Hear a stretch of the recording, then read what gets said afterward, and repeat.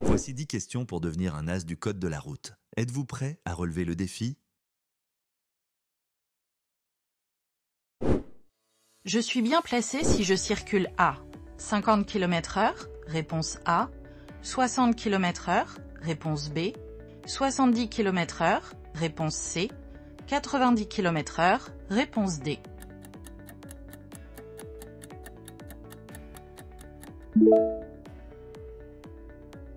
Où dois-je me placer? Je dois toujours circuler dans la voie la plus à droite de la direction que je souhaite suivre.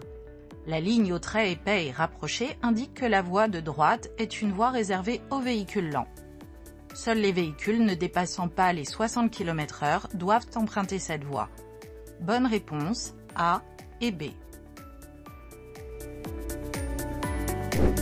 Maintenir ses distances de sécurité permet de limiter les accidents. Oui, réponse A. Non, réponse B. Est une règle du code de la route. Oui, réponse C. Non, réponse D.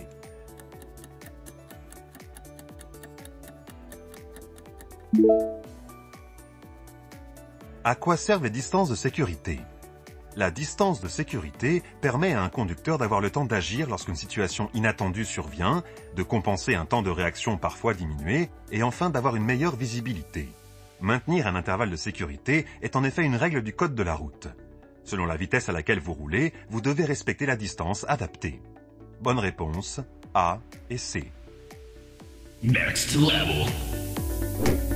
Mon attention doit se concentrer sur le comportement du véhicule. A, réponse A. B, réponse B. C, réponse C.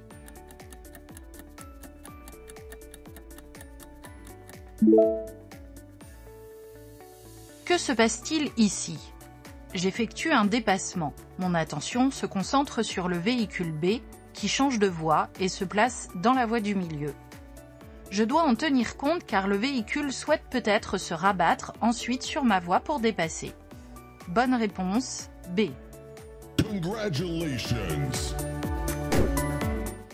J'effectue du covoiturage. Je peux circuler sur cette voie. Oui, réponse A. Non, réponse B.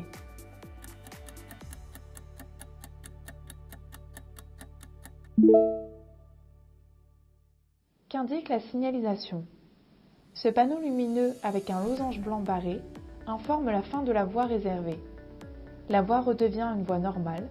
Je peux donc circuler sur cette voie. Bonne réponse, A. Des piétons sont susceptibles d'être sur la chaussée. Oui, réponse A. Non, réponse B.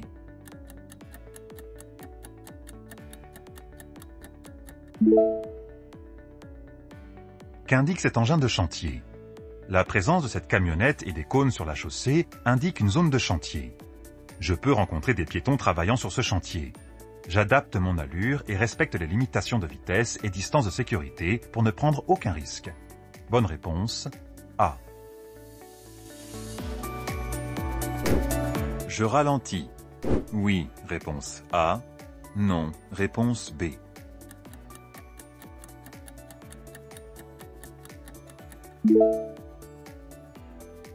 Quels sont les risques? Le panneau temporaire indique des travaux à proximité. Je risque de rencontrer des ouvriers ou des engins de chantier.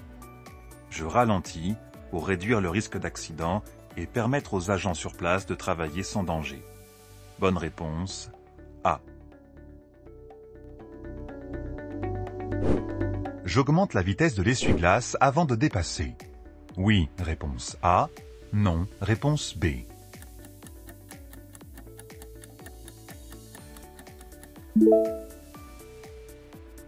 Quel est le risque ici? Je circule par temps de pluie et la visibilité est déjà limitée. En dépassant le camion, celui-ci va projeter encore plus d'eau sur mon pare-brise. Afin d'anticiper et de ne pas me laisser surprendre, j'active la vitesse maximale de l'essuie-glace. Bonne réponse, A. Dès que le tramway sera passé, je franchirai l'intersection. Oui, réponse A. Non, réponse B.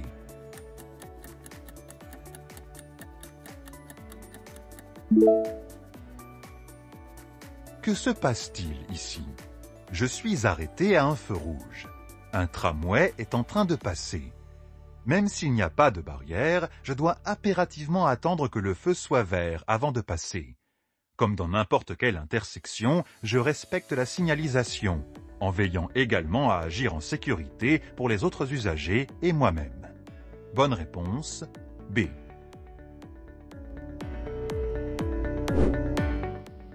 Je suis un conducteur seul en voiture. Je peux circuler sur cette voie. Oui, réponse A. Non, réponse B.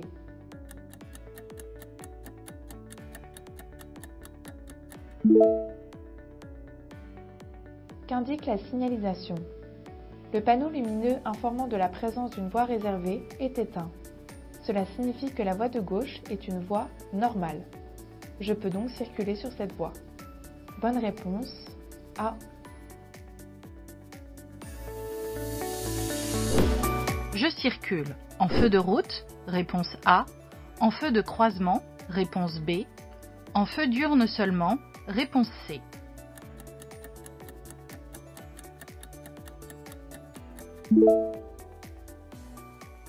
Quel feu utiliser en agglomération éclairée? En ville éclairée, je peux utiliser les feux de position, mais je favorise l'utilisation des feux de croisement pour mieux voir et être vu par les autres usagers. Bonne réponse, B.